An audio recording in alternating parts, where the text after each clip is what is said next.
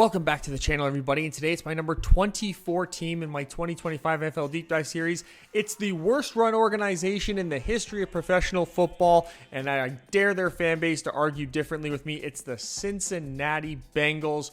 What in the hell is that dumpster fire of a front office doing? That's what we're going to talk about throughout most of this video, and this is the ranking that they're getting under the assumption that the two biggest question marks on their team, Trey Hendrickson, defensive end, star defensive end, one of the best in the business, and first round pick defensive end Shamar Stewart, that they actually find a way onto the field and play this year, that they sign contract extensions, they agree to actually be Cincinnati Bengals and don't end up on completely other teams and completely just undercut the entire purpose of this offseason, which was to make the defense better. Because if you remember, the Cincinnati defense last year was so horrific that it literally cost their team a playoff spot. It cost Joe Burrow a MVP award, because let's be real, you look at what he was able to do last year statistically, what that offense was able to put out. Joe Burrow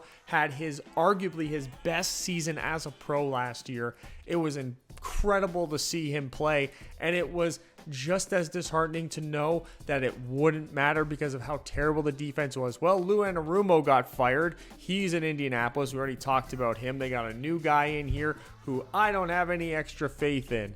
And I don't have any faith in this organization as a whole, because how are you letting your best players on defense, two out of your, assuming Shamar Stewart's going to be good.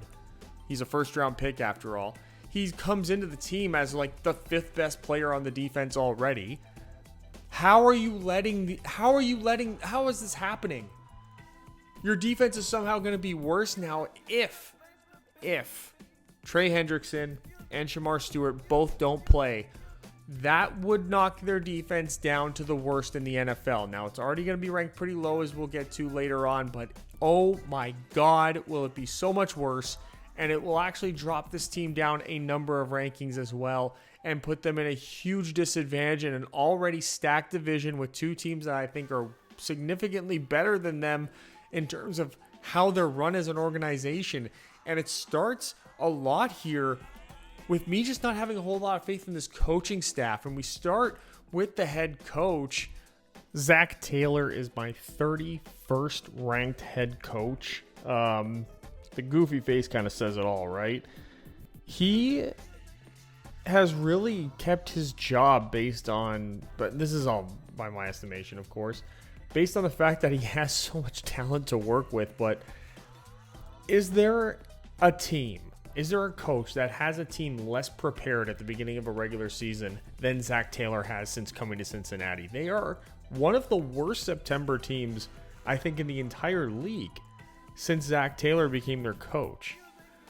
And that's with or without Joe Burrow starting. That's with no injuries, plenty of injuries. It doesn't seem to matter. It makes you wonder what he's actually doing in these offseason processes. And I think that it says a lot about how the players in particular are capable of overcoming what has to be incompetence at this point, right? To a large degree, it has to be. This is what drags down this entire team, is just lack of preparation, and that starts with the head coach setting the culture. Now he's got two coordinators here. Zach Taylor, more of an offensive guy, working here with Dan Pitcher, 29th ranked offensive coordinator, gets a 71 grade. Just, these two as a combination, the offense has had so much success sort of despite them to a significant degree. Because you watch them on Sundays and you're like, wow, Joe Burrow is making a lot happen out there with some really just uninventive and predictable stuff, and having the talents like Jamar Chase and T. Higgins and, Mike Gesicki and, Tyler Boyd before that was on this team. And, you go on and on with some of the talent that they've had over the years since Zach Taylor was there. There's just, you can almost watch a Bengals game and know exactly what they're going to do on offense. And then it just becomes a matter of, well, they have so much talent that it still works. But there's no chance that the way that they've been coached on the offensive side of the ball, the way that they scheme up play calling strategy and situational football, and there's no way that with a lesser group this team would be anything but the complete bottom of the league in terms of probably of record.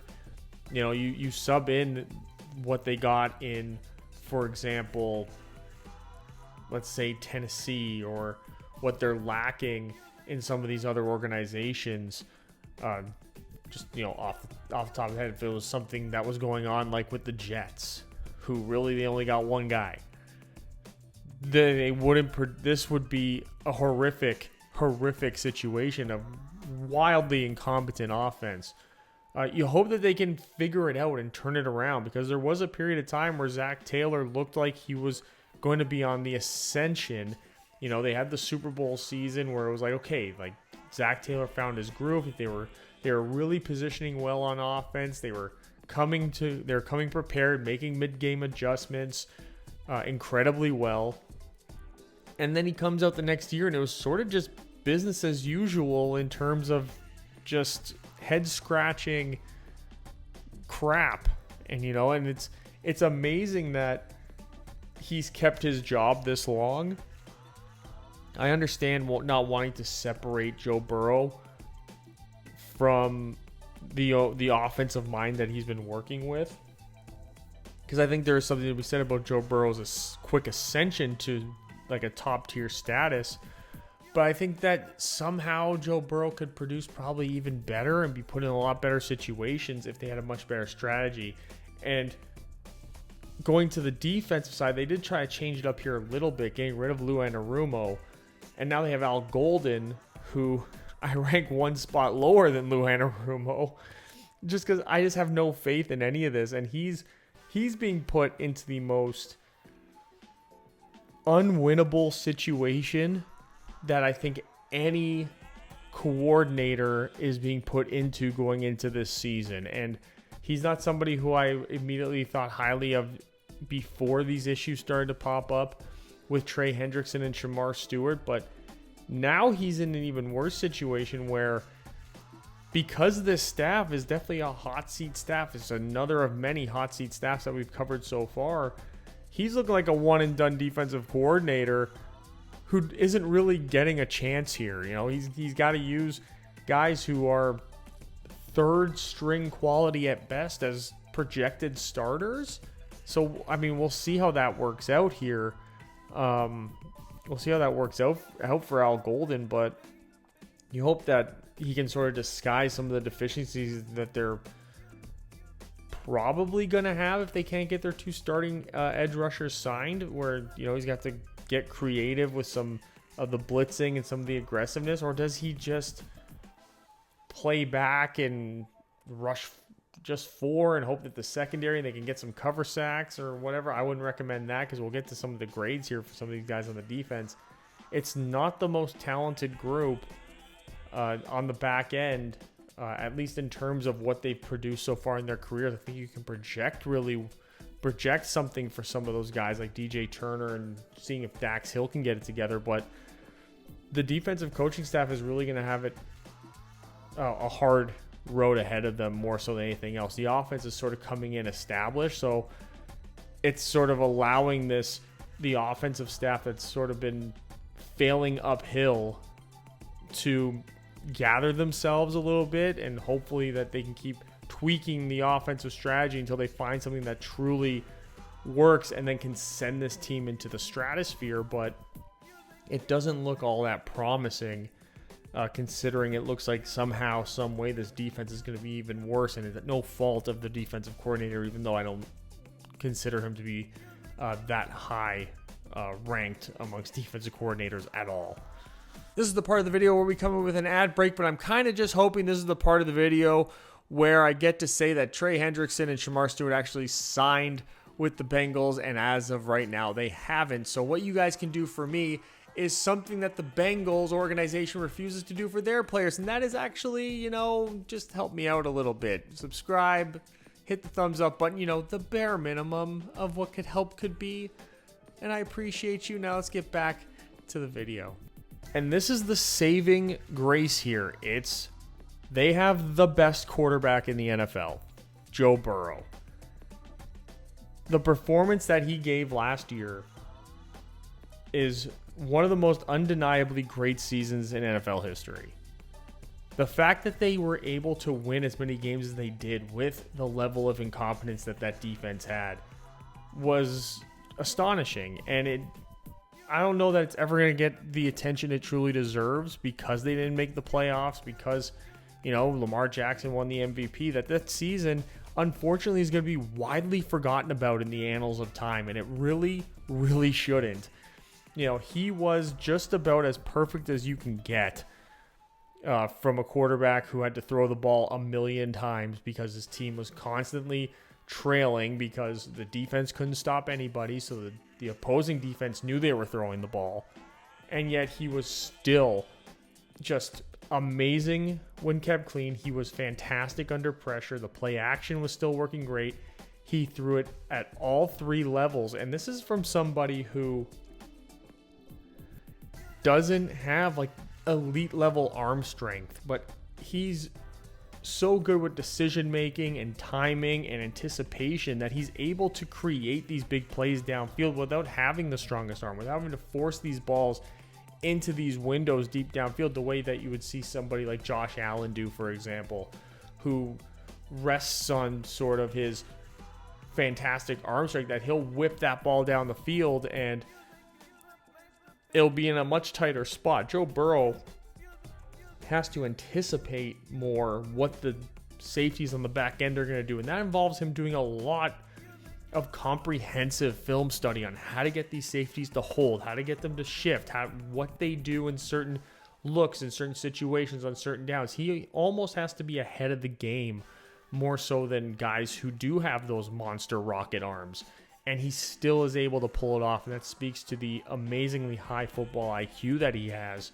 And then, to be able to execute the short and the intermediates, his accuracy and ball skills and arm talent is just beyond what is almost beyond what is measurable at this point. And the way that he uses his weapons, yes, he has great weapons around him that we'll get to shortly, but the way that he uses them and figures out situationally exactly where certain guys are going to succeed in terms of what they've schemed up and what the play's designed to do. He's always finding the right person. For a guy that doesn't have that deep, strong arm, 38 big-time throws last year. He had 15 turnover-worthy plays, almost an 80% adjusted completion percentage.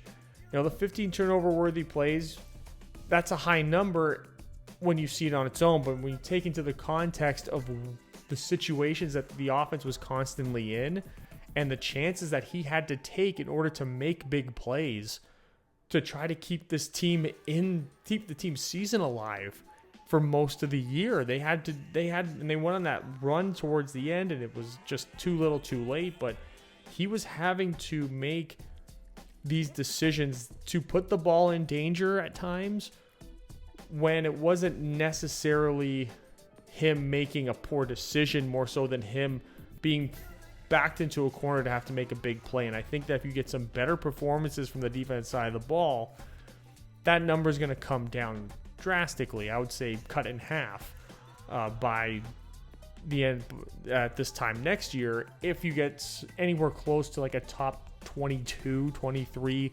defensive performance. They can, with some better strategizing and coming in better prepared, that comes from the coaching staff, put themselves in a situation where they can get leads early. They definitely have the firepower to do that. But even though you're the best quarterback in the league, which I think that he is, you can't score on every drive. At some point, the best teams in the league, their defense is making plays for them. You saw it with Kansas City when they were winning their Super Bowls.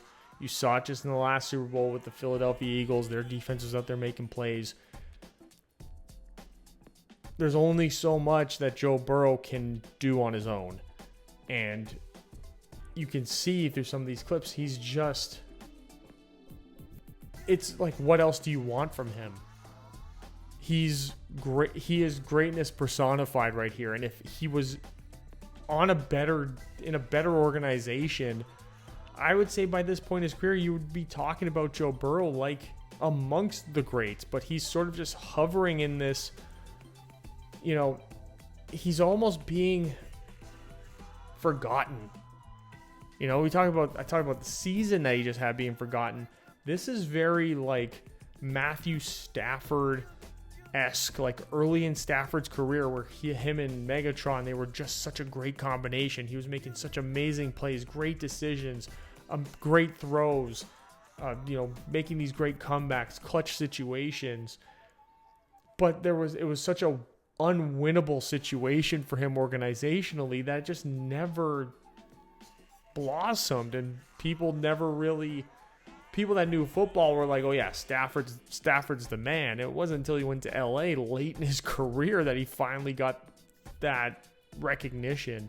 And I fear that Joe Burrow will have like these consistent top 7 quarterback seasons, but because of the lack of success the organization's going to have, that people are sort of just going to put him on the back burner. They're always going to be talking about Lamar. They're always going to be talking about Mahomes. They're going to be talking about, Jalen Hurts. And Joe Burrow's going to be stuck there. And at 35, does he get traded to a team and win a Super Bowl with somebody else? And I think that would just make Bengal fans sick to their stomach. But he's sort of emblematic of the issues that the Bengals organization has, especially right now, where what are you doing to truly get this team to win a Super Bowl, back to the Super Bowl and to win it this time?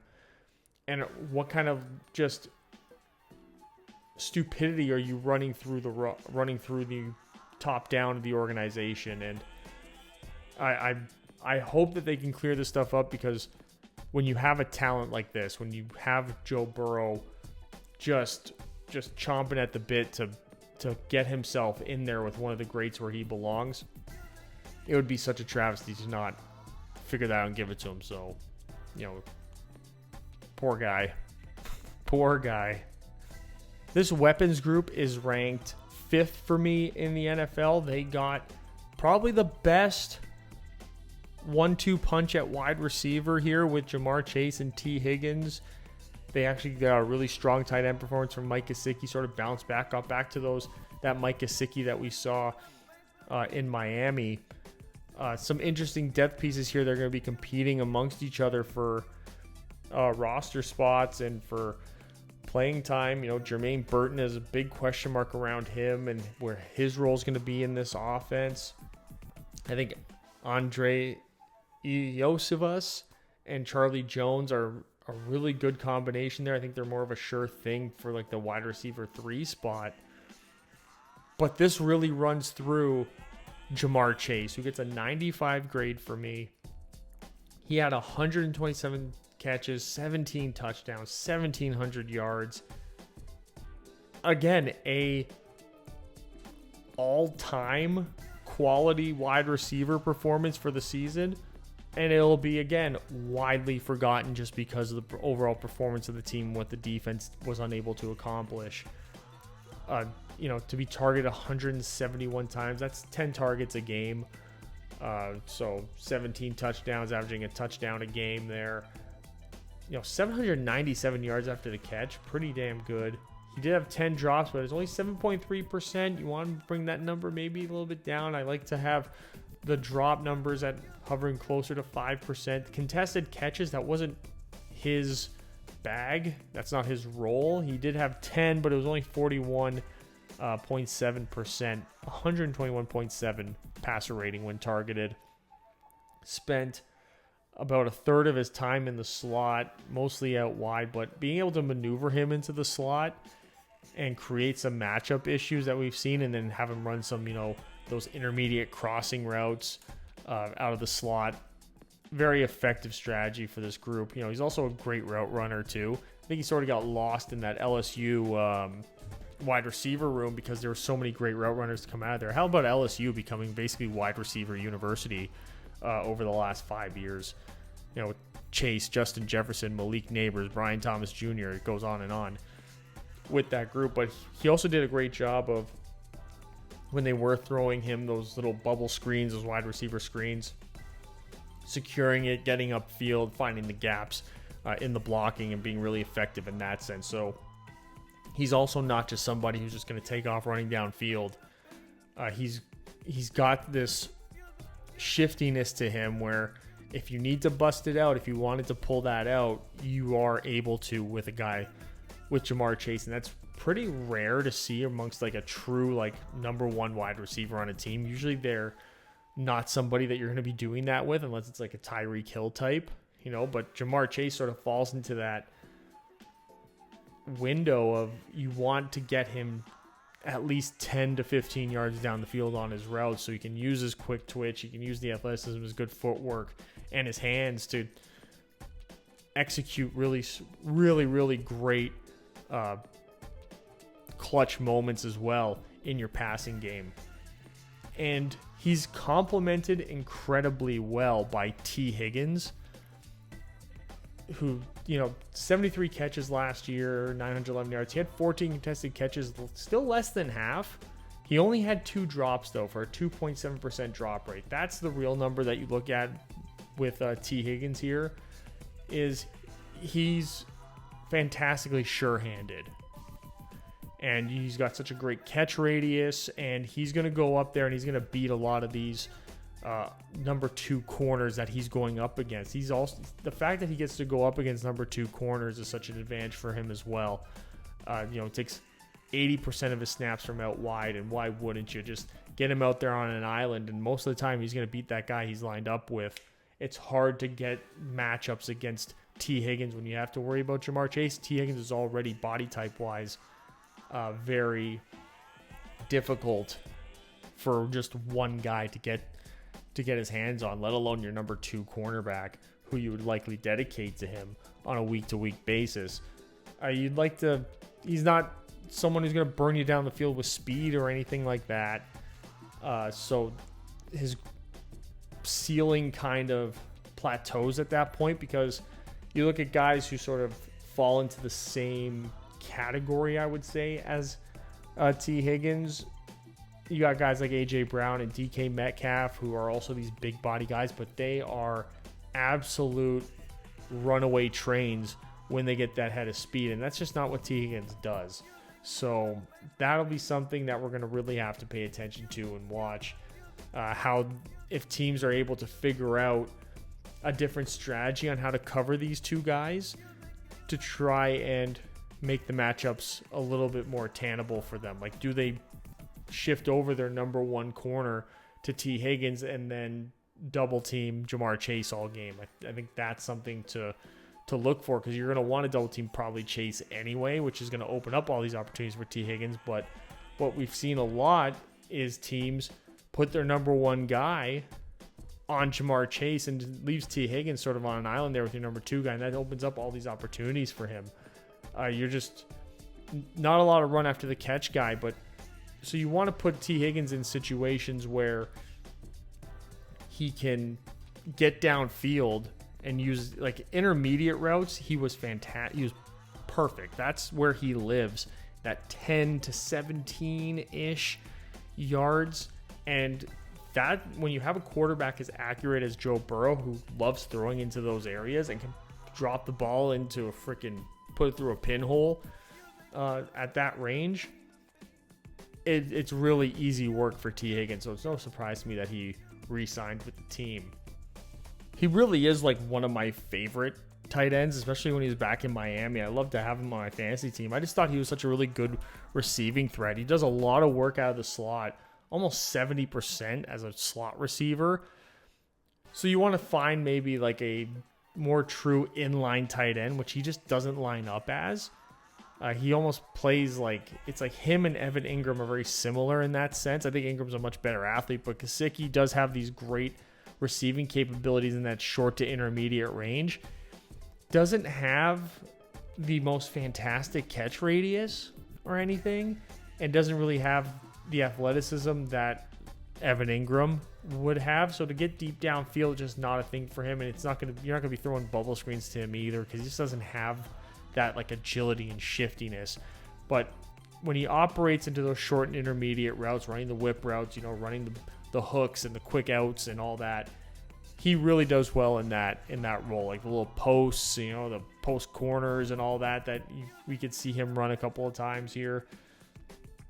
It's a great position for him to be in because this is, I think, what was also allowed him to get back onto the map, because he had almost no drops, 2 drops, and he did pretty well for contested catches when he was targeted for them. 56%.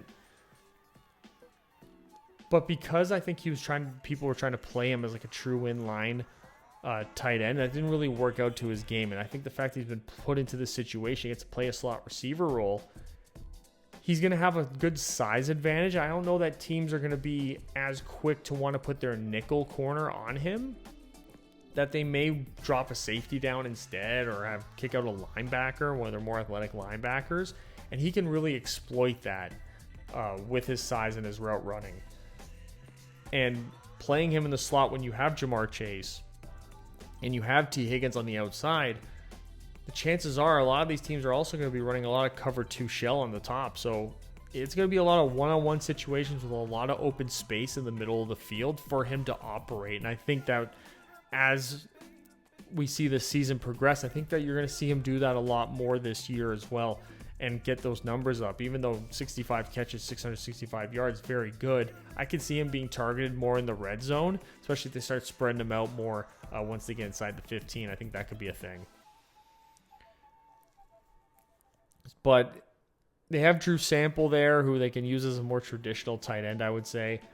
The running backs, Chase Brown, Samaje Perine, Taj Brooks, who they drafted. There's an interesting rotation they can create there for their running game, for the running backs on third down as receivers out of the backfield. Chase Brown is very, very passable, I would say. Not part of the elite class, but I would say that he's a solid third down receiving back.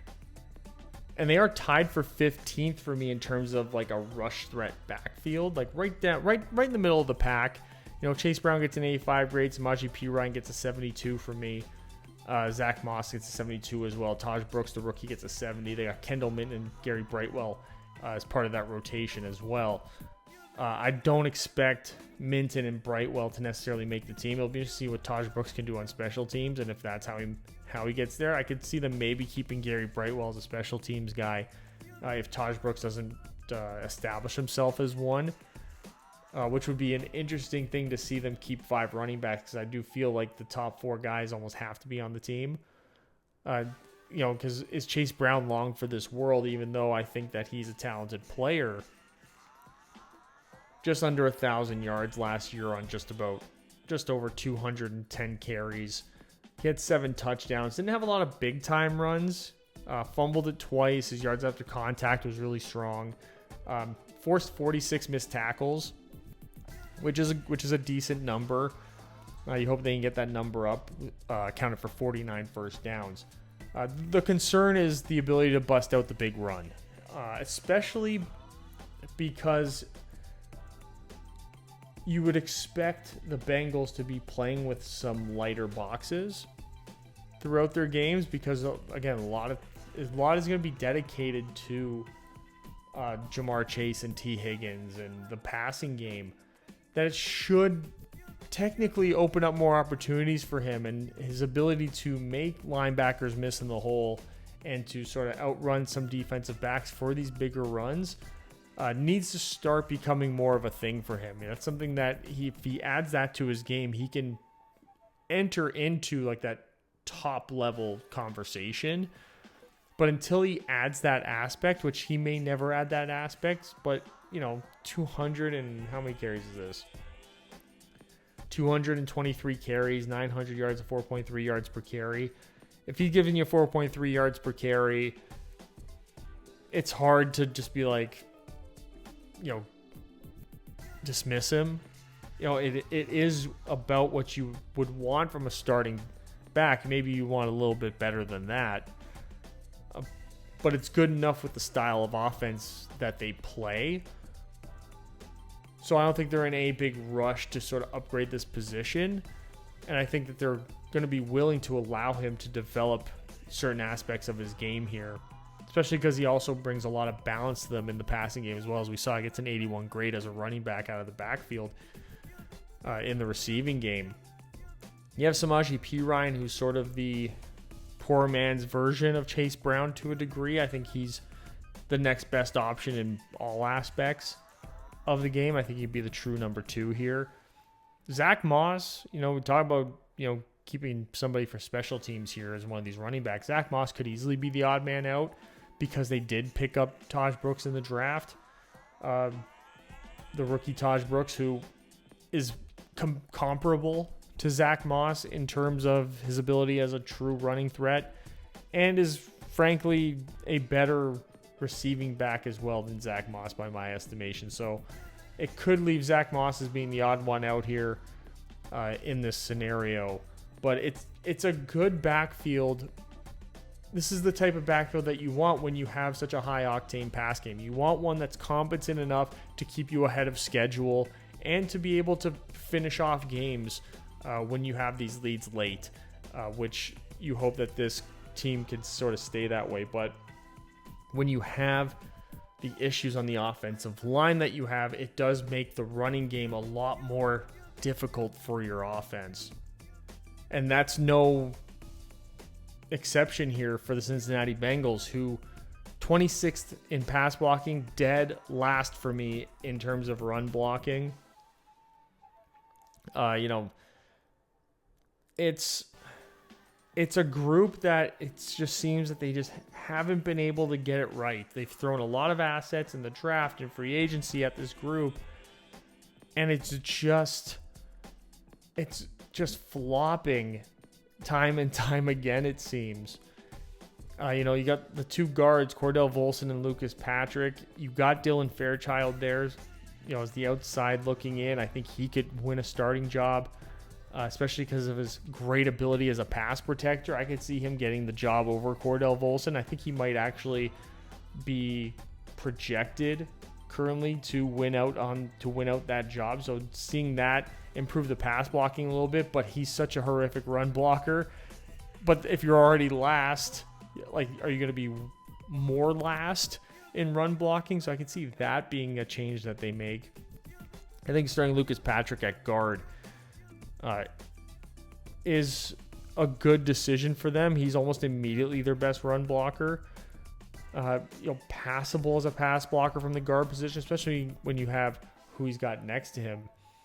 But we're going to start with the left tackle, Orlando Brown, who has struggled to stay healthy, hasn't really performed great since his move to left tackle when he got traded to the Kansas City Chiefs from Baltimore, where he was a right tackle. He wanted to play left tackle. He did some replacement work for Ronnie Stanley that last year in Baltimore and wanted to get paid and play left tackle, and they weren't going to do it, and they sent him to Kansas City, and he's never really gotten to that true elite level. On 441 snaps last year, he gave up 20 pressures, 14 hurries, took 8 penalties, and gave up 3 sacks. You on top of just worrying about health and worrying about consistency and his just unwillingness to go back to right tackle, these moves always sort of befuddle me. It's the Bengals' commitment to mediocrity, it seems, on the offensive line, that they're hoping that Joe Burrow and the weapons can hide some of the offensive line's deficiencies. And I just don't think that that's a thing that they're capable of doing. You're so reliant on how much time the offensive line gives you, and how they've done really well offensively despite the offensive line for a while now. Going back to when Jonah Williams was the left tackle, and just an average at best group, and this might be the worst group that they've had yet, unless they get some development here. But you look at Ted Karras, he is a truly great pass blocking center, so he's going to be able to at least help out whoever the weak link is on the interior of the offensive line in passing situations. Took 75 snaps last year, gave up 23 pressures, 15 hurries. Basically had the exact same output as your left tackle, who played half the amount of games. So for a center, I think that he does pretty well. They are going to do a lot of things to attack the middle, to collapse these pockets, because they want to take advantage of the weakness of those two guards. And for everything Ted Karras does as a pass blocker, he's almost equally as terrible as a run blocker. So doesn't really give you a whole lot in terms of that. But it's Amarius Mims. Who's the real X factor here? First round pick. Last year, 560 snaps, gave up 33 pressures and 24 hurries, 4 sacks. Needs to up the aggression clearly. Needs to get the footwork better. Needs to work on getting to the spot before his guy, understanding the shifts and where he should position his body and force opposing teams' edge rushers into more advantageous situations for him to allow Joe Burrow to be able to not get those pressures on him. But you knew he was going to be a project when he was coming out. He was sort of drafted as a project player. So you gotta put him out there, and you gotta give him time. You gotta allow him to fail. Not having a truly top line, inline tight end, I think, is going to hurt in terms of their ability to help him out, chip some defensive ends there. He's going up against some very vicious defensive ends in that division alone. Between Myles Garrett and Alex Highsmith and TJ Watt, between those three guys alone, seeing those guys twice a year each, it does create a nightmare. It's sort of like from the frying pan into the fire for Amarius Mims.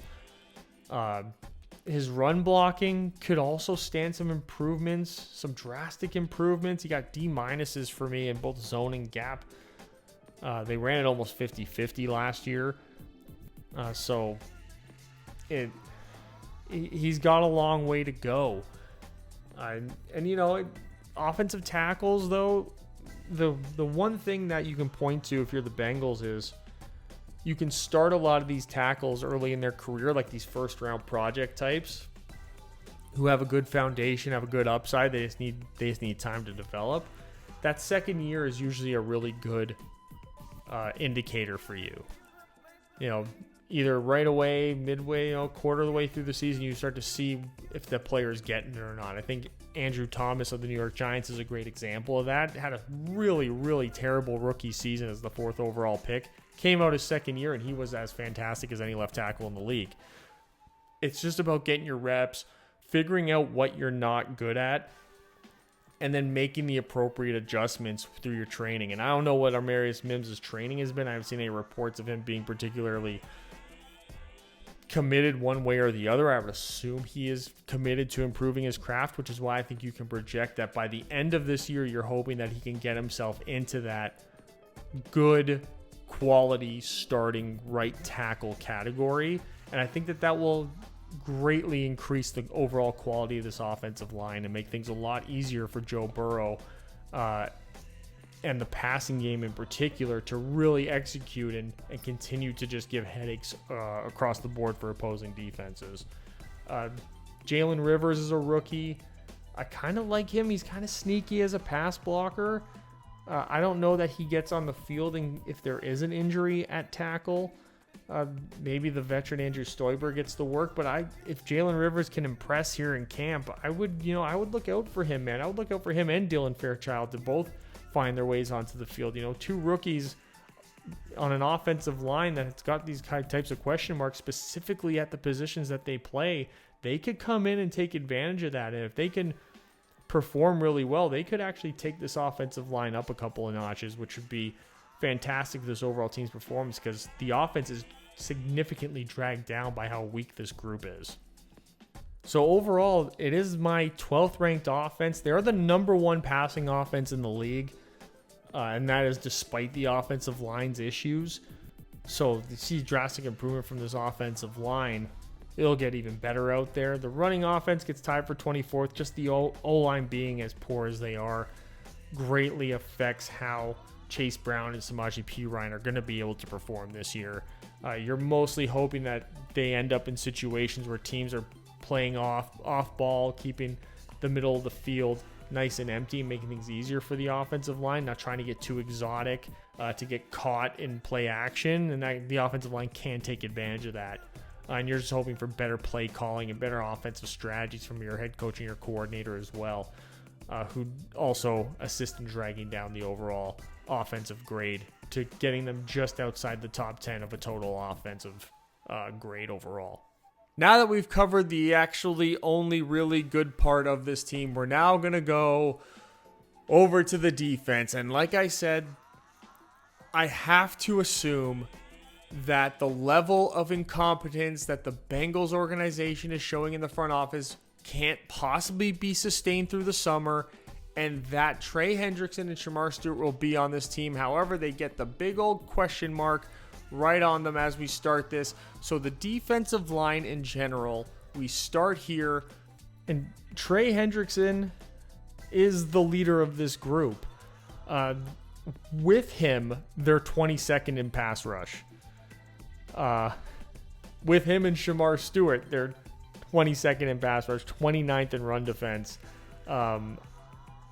Just so we're clear, the quick math, if they lose Trey Hendrickson, they drop down to the 31st, I believe it was, overall pass rush, the worst run defense defensive line in the league. So they drop off to basically being the worst overall defensive line in the entire NFL if Trey Hendrickson doesn't play.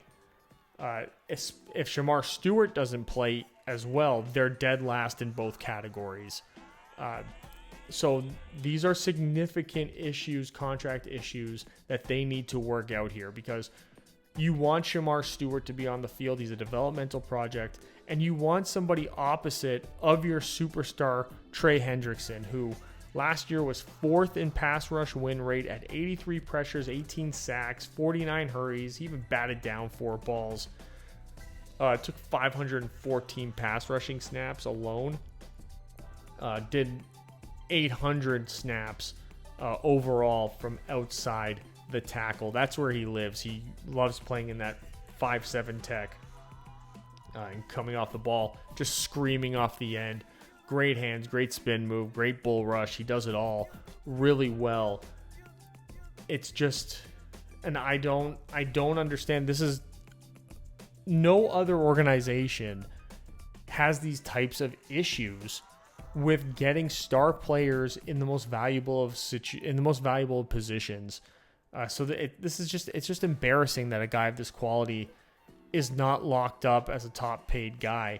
Because even as a run defender, he gets a 78 grade for me. He's great at it.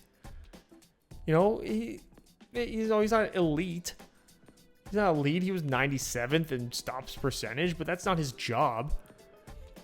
In terms of just setting the edge and playing with strong hands, and he does pretty well at that. You know, considering his game is mostly built around make sure you just get the sack, play the quarterback the entire time, let the interior guys and the linebackers do most of the work in the run game. He still puts up borderline, like he's a number 1 edge defender for sure as well. He's a 3-down guy. He's got the 3-down skill set. You know, he can do better. He can be more of a sure of a tackler. But he's also the style that he has to play in order to be the great pass rusher that he is. That's going to happen. And, you know, you want linebackers. It's their job to clean that stuff up anyway. You know, you're not anticipating your defensive end being the best tackler on your team. So, all in all, they got to pay this guy. They really do. They really have to pay him.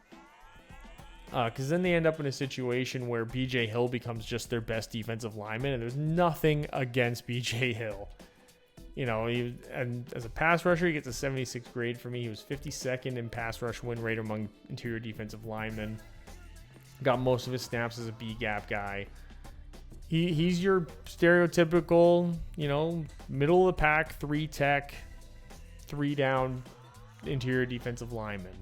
Got 3 sacks, 32 pressures, 25 hurries. Batted down 4 balls himself, so how about that? Getting their hands up. He comes out, he's a really great run defender as well. He's got a good anchor, is able to beat the double teams and everything. 10.2% missed tackle rate, pretty good. 14th amongst interior defensive linemen in stops percentage. You'd like for him to maybe get at that ball a little bit more, but he's, for a guy his size, he's good at eating up space and got some athleticism to him, and he's good at sending guys back in the direction of those linebackers who eat a lot off of his hard work from the interior. He's just really lacking a complement in there. And they brought in TJ Slaton to play a more traditional nose tackle role for them, which should be something that helps BJ Hill and not have to kick him inside all that often. They got Chris Jenkins, who they drafted last year out of Michigan. You're hoping that he can get some more time out there. Probably looking at Hill and Jenkins as your run situation, like early down guys, and Slaton will come in. He's sort of somehow a better pass rushing nose tackle than Chris Jenkins is, so you can take advantage of that size, get a little bit more out of the pass rush there. He's another guy that, given the situation here, you got to get him on the field. He's coming in as a high upside player who needs playing time. It's sort of like what you had with Amarius Mims last year. You draft him because you want to get him out there, and he's still starting quality, so you can play him and not feel like you're forcing it in there based on the other guys on your roster. But man, he needs the time, and sitting out a year and going back into the draft, even being an option, this is embarrassing. It is embarrassing that they're potentially going to be rolling out. Nothing against Joseph Ossai. I was a big fan of his coming out of Texas. He's a number 3 situational. Hopefully he doesn't have to play that often. Defensive end / outside linebacker. Where if he becomes your number 1 edge guy, you're in a lot of trouble, because then you're playing him. Maybe this opens up the opportunity for Myles Murphy, a former first-round pick, to burst out onto the scene here and show that he's as what people were hoping he would be when he came out of Clemson a couple of years ago. But he hasn't shown anything. Him being part of a rotation is probably what's best for you. Cedric Johnson's sort of the same thing. Camp Sample's like this bigger 4-3 defensive end, 3-4 defensive end type. Isaiah Thomas could luck into making the team with 2 of the edge rushers, 2 of his competition not being there. And usually in this type of situation where a team is lacking this much and projected to lack potentially more, you go, okay, maybe they'll trade for someone. But could you imagine a world where they're not paying Trey Hendrickson and they're screwing around with Shamar Stewart's contract, and they go out and they sign Jadeveon Clowney? Give him $10 million a year? Give him a $10 million contract, and you're screwing around with two guys who are probably better than him already anyway? Better options for you, at least long term for the season. This is just, I'm blown away that this is even a thing, and it's the story of the offseason for me at this point, is the Cincinnati Bengals front office and just horrific treatment of their best players. Going over to their linebackers now, and you got tied for 22nd in coverage. You got the 10th group for run defense, though, and it lives and breathes through Logan Wilson. They just got rid of Jermaine Pratt, which is going to open up opportunities for other guys, but Logan Wilson kind of had a down year the year before this, and then bounced back this past season. Wasn't great in coverage, though. Can't say he was all that great in coverage. almost every time he was targeted, it was a completion. A lot of the stuff was underneath, so it was a lot of the guy catches it and gets tackled right away, 5, 6 yards, 7 yard, 8 yard gains. So there is at least that. He's not being expected to chase these guys in man coverage 20 yards down the field. But he still plays it relatively too safe sometimes in those zone coverages, in those middle zones, those hook zones, where if he could play more aggressive, I think he'd be able to break up a lot more of these balls, force the quarterbacks to go elsewhere. But for quarterbacks to be able to target him with this much confidence on the underneath routes with check downs and everything, it is something that needs to be worked on. But he is still great as a run defender. I think really highly of him in this situation. 9.3% missed tackle rate. When he was on the field and he was healthy and he was playing, he was great. And I think that he can continue on that pathway. A really great option as an inside Mike linebacker. All the credit in the world to him. Then they did bring in 2 rookies here. Demetrius Knight, they invested the most in. I think he was a second round pick, was he? Maybe a second round pick. Great run defender as well. Not someone you want in pass coverage. I think you're going to look at Oren Burks come in and get some snaps in those scenarios more often than not. But there could be a situation in the odd time that they run a base 4-3. They got Logan Wilson playing the Mike linebacker and Demetrius Knight and Barrett Carter, the other rookie, on the field at the same time. Just put the best run defenders out there for your group. But, this is one of the lone bright spots of this defense as a unit. And it's kind of just a middle-of-the-pack mediocre group at that. So, they're not quite a top 10 quality group. I think they've put some pieces in place here with Knight and Carter that they could develop into that. I think getting rid of Jermaine Pratt dropped him down a little bit in terms of the pass coverage aspect, but nothing significant in the run defense. Now that he's with the Raiders, we'll see how that works out. I always thought Jermaine Pratt was a little overrated as it was, but as a number 2.5, 2 to 3, linebacker 2 to 3, I thought he was pretty solid for this group. And him and Logan Wilson complement each other really well. So it's going to be how Wilson works out that chemistry issue with Knight and Carter, who are for sure, I feel, going to be the guys that are going to get the most opportunities here. I think Oren Burks is sort of the special teams guy who you can break glass in case of emergency. You just want to raise the floor a bit if the rookies come out and struggle. That's when he would get some playing time there. Now it's the worst group on this team. The defensive backs, 31st in coverage, dead last in run support. And not a whole lot of upside coming from the bench either. You look at the safeties, they invested in Geno Stone from Baltimore. He had to come in, all of a sudden be a number 1 safety, and just struggled. Has just struggled and struggled and struggled. Just hasn't been the guy. And, they had Jesse Bates. Let's just remember that. Jordan Battle had a pretty decent rookie year. You hope he can improve, continue to improve head him uphill in terms of his development. But again, that comes with great coaching, great strategies, and this group is just, it doesn't seem like they're all that ready on the back end to be like the true starters. I think as third safeties, these guys would be great options because you get to play them situationally and they can play a very specific role. And Geno Stone did that really well in Baltimore, which is why he got the contract he got from Cincinnati. But the number 1 corner on this team seems to be DJ Turner at this point. Gets a C+ in man, a C in zone.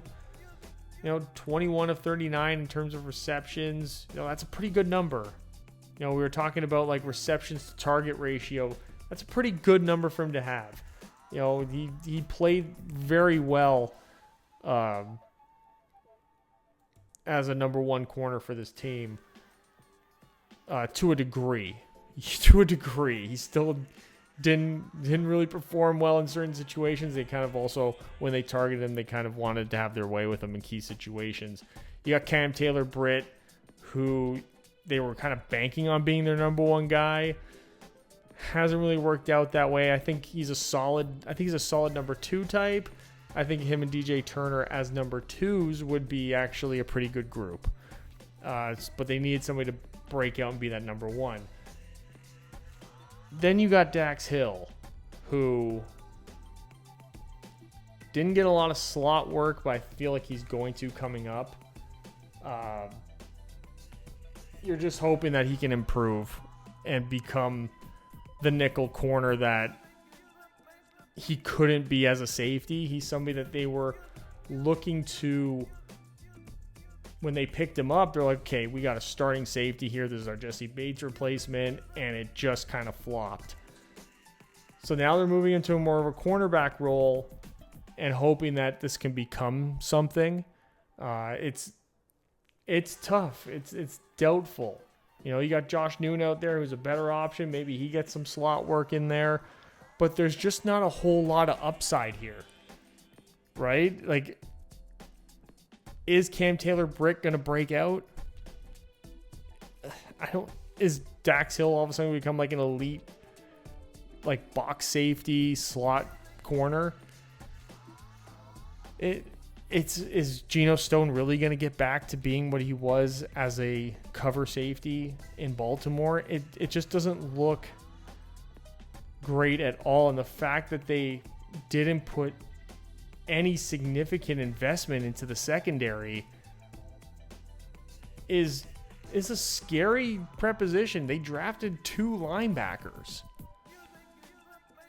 I don't know that that's necessarily the best decision for this team when there were some decent defensive backs in this draft, and you kind of just put all your eggs into the front 7 basket, hoping that, I guess, if you improve the front 7, the back end will naturally improve with it, you know, give them more opportunities. I don't know what the strategy was. It didn't seem like a very winning strategy to me at all, especially because this group was just, they're not a group that's ready to take over in that way. To really fend for themselves. You needed to get some more upside into here, and they just didn't do it. So overall, it's my 31st ranked defense, and that is if Trey Hendrickson and Shamar Stewart play. Again, if they don't play, this becomes the number 32 ranked defense with the number 32 ranked pass defense and the number 30 ranked run defense. So it becomes like a historically bad projected defense, which it's tragic. It's tragic. They need to get it together. I don't understand how they don't realize this and why they're playing the games they're playing.